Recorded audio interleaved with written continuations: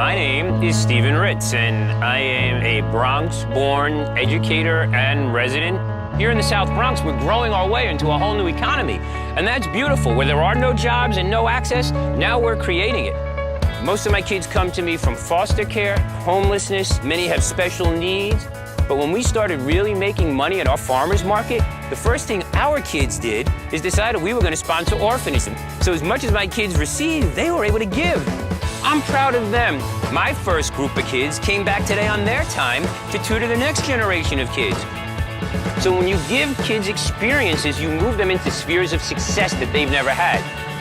And most importantly, when they come here and get the skills that they need, they become employees elsewhere. We're planting seeds, seeds of hope, seeds of opportunity, and seeds of a new economy.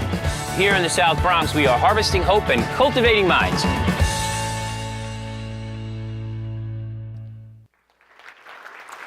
So why is an educator here today?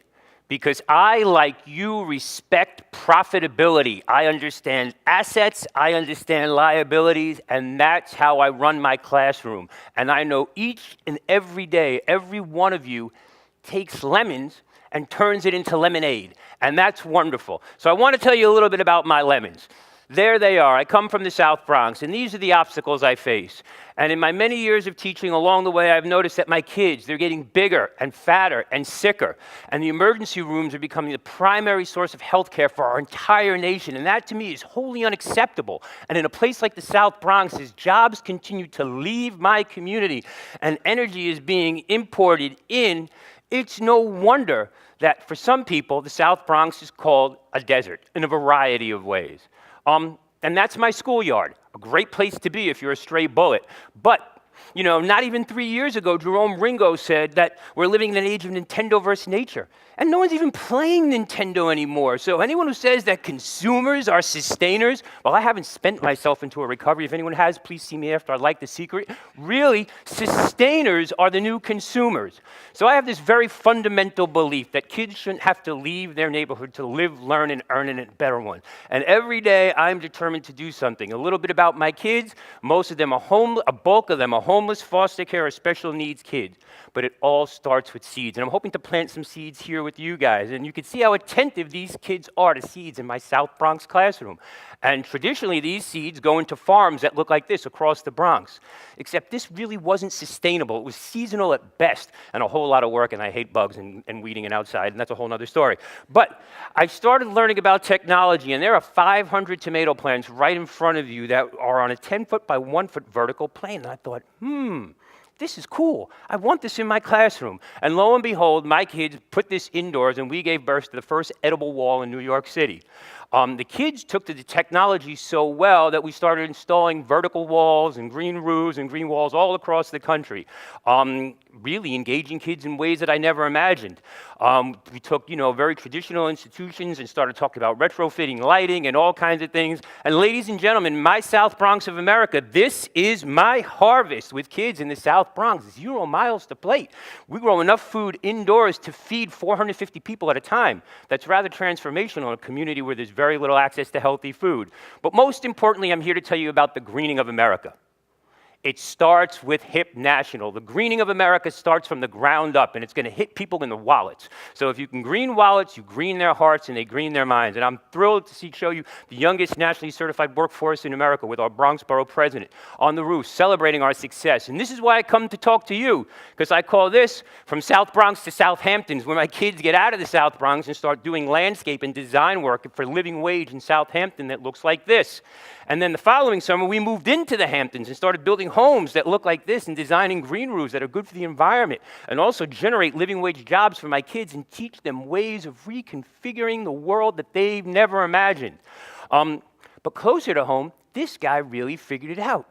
Jim Ellenberger from Ellenberger Services said, your future farmers are really the kind of jobs and employees that can't be outsourced.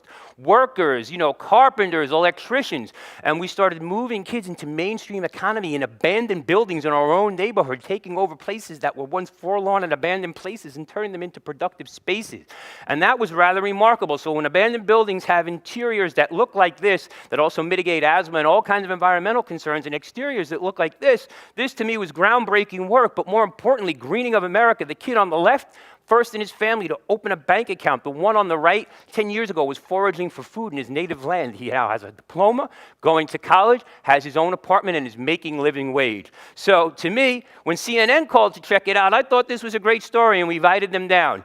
And when NBC invited us to put walls in, we said yes. And believe you me, when kids from the poorest congressional district in America can install a wall that looks like this in the heart of Rockefeller Center, that's what I call a si se puede moment for all. This is ecotourism, people. Green up and get with it. Okay, it's Scholastic, and there I am. Thank you, but don't make me run out of time. So there I am in front of Scholastic, because it is Scholastic, with 50 tomato plants that are going to give you 200 pounds of tomatoes right then and there. So we gave birth to this thing called the Green Bronx Machine. In fact, my kids design shirts that look just like this. They do the logos, they do everything, and this is really where it all starts. But my school is 2 blocks in off that block. This is what Green Bronx Machine does, because with corporate support, we start redesigning our own community. And that was with some computer software where the kids started imagining, wouldn't it be great to look? And guess what we did? Well, we got some public and private support, and we started building. And last summer, no one is prouder than I am. I actually get misty-eyed, because that's our block now. And that's a great place for kids to go to school. It also does a great thing to reduce crime. So I'm proud of my kids, but here I am in the most marginalized heat island in the country, Hunts Point, the most maligned community in New York City. And think about taking roofs like this, whether you live there or you're an absentee landlord or you're paying for fossil fuel or you're thinking about a carbon footprint, and turning it into that. That, again, is the si se puede moment. So brownfield, toxic waste field, anywhere in the Bronx, we're proving that you can grow food and grow it expeditiously and efficiently. Basketball courts and farms could exist. That's my classroom. Let me tell you a little bit about the kids, from 40% attendance to 93% attendance. That's something that benefits all of us, yes. And I got to tell you, as a parent, I'm thrilled to see kids pollinating plants instead of each other. But that's another talk, too. So there's this myth that people in marginalized communities don't want access to healthy food. We sell out every day. 30,000 pounds of vegetables later, I'm proud to tell you my favorite crop is organically grown citizens, graduates, and members of the middle class, your future employees. And that's what this is all about. So please, continue to help me go from this to that. A freestanding, highly profitable economic machine in the middle of the South Bronx that pays living wage. Because at the end of the day, this is what we're all about. So I have this crazy TED Talk. I hope you see it. Please take it down. Like my kids on Facebook. Follow us on Twitter, please. There are 6,000 of us strong out there. It's not just me. It's the kids.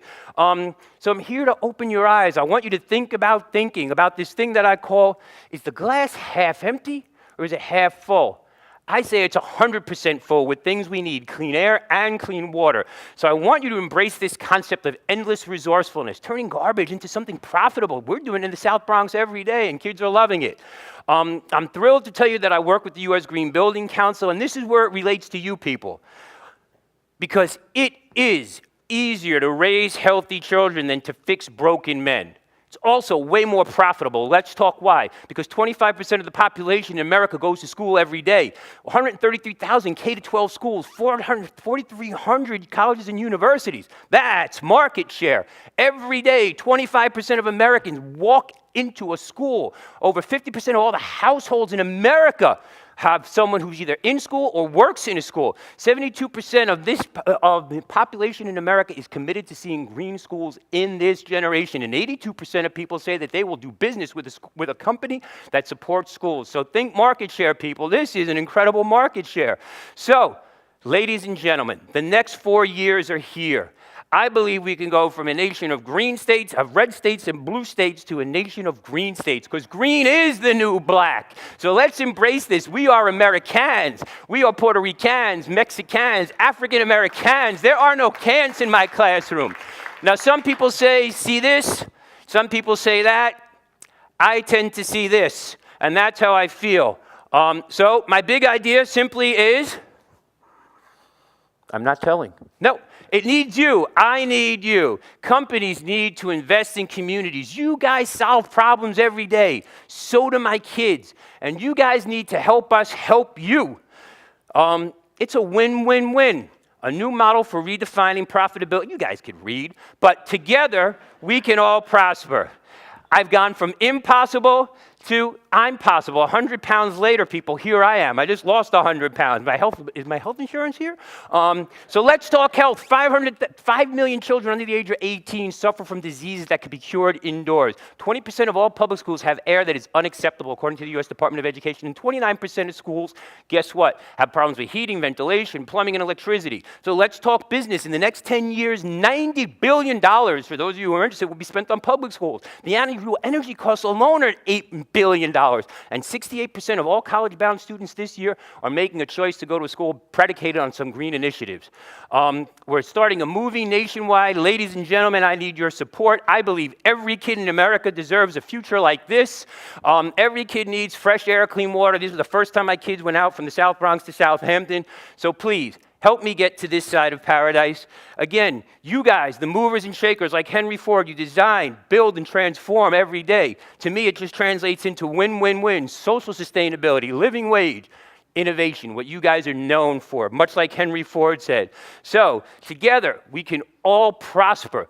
This is our moment. The greatest resource in our country is our children, people. So please help me get to win, win, and win. Are you ready? When I say people, you say power. People? People? Thank you. Again, I encourage you to think endless resourcefulness. No matter where your journey takes you, please take time to smell the flowers along the way, especially if you've grown them with kids. I got passion for my plants, and I'm not afraid to show it. I'm Steve Ritz from Green Bronx Machine. I'm farming, and you know it. Thank you, ladies and gentlemen. God bless you all.